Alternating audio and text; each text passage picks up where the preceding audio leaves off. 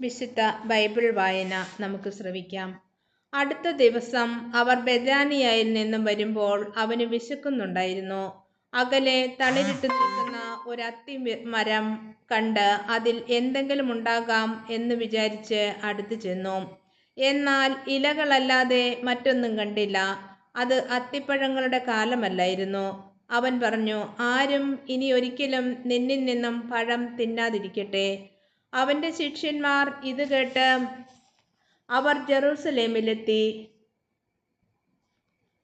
അവൻ ദേവാലയത്തിൽ പ്രവേശിച്ച് അവിടെ ക്രയവിക്രയം ചെയ്തുകൊണ്ടിരുന്നവരെ പുറത്താക്കുവാൻ തുടങ്ങി.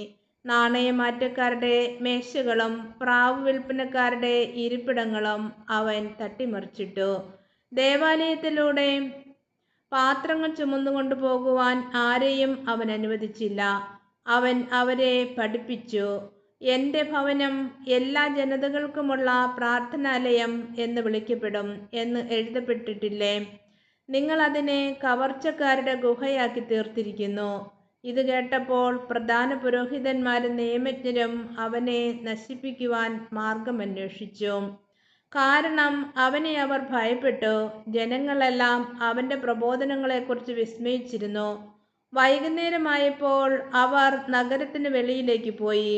അവർ രാവിലെ അത്തിമരത്തിൻ്റെ സമീപത്തുകൂടെ കടന്നു പോകുമ്പോൾ അത് സമൂലം ഉണങ്ങിപ്പോയിരിക്കുന്നത് കണ്ടു. അപ്പോൾ പത്രോസ് അവനെ അനുസ്മരിപ്പിച്ചു, ഗുരു, നോക്കൂ, നീ ശപിച്ച അത്തിവൃക്ഷം ഉണങ്ങിപ്പോയിരിക്കുന്നു.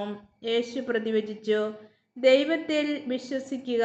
സത്യമായി ഞാൻ നിങ്ങളോട് പറയുന്നു, ആരെങ്കിലും ഈ മലയോട് ഇവിടെ നിന്ന് മാറി കടലിൽ ചെന്ന് വീഴുക എന്ന് പറയുകയും ഹൃദയത്തിൽ ശങ്കിക്കാതെ താൻ പറയുന്നത് സംഭവിക്കുമെന്ന് വിശ്വസിക്കുകയും ചെയ്താൽ അവന് അത് സാധിച്ചു കിട്ടും.